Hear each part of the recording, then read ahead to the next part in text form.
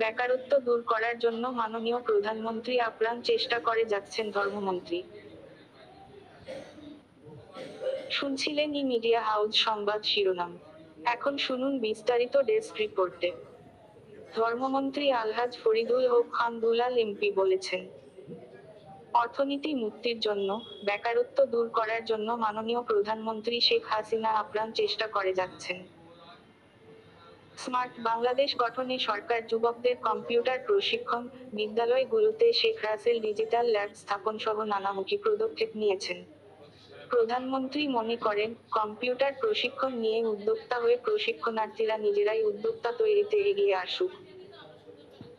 তিনি আরও বলেন, ইসলামপুর উপজেলায় শীঘ্রই Sheikh Kamal ICT institute and training centre ও টেকনিক্যাল স্কুল এন্ড কলেজ তৈরি হচ্ছে, যেখান থেকে শিক্ষার্থীরা লেখাপড়া করে নিজেরা স্বাবলম্বী ও বিদেশে চাকুরি পাবে।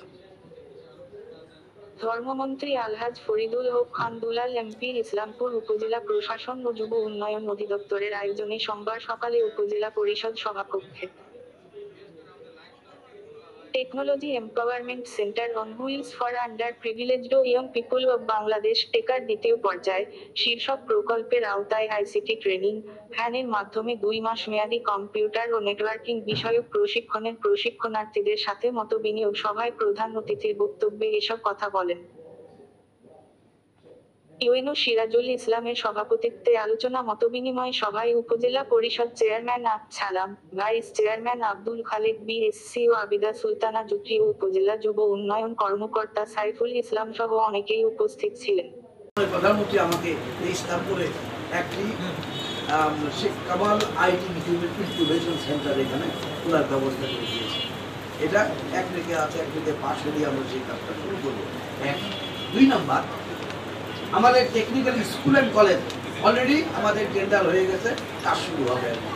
সেই জায়গায় ক্লাস 1 থেকে ভর্তি হবে, একদম ডিগ্রি ক্লাস পর্যন্ত পড়বে।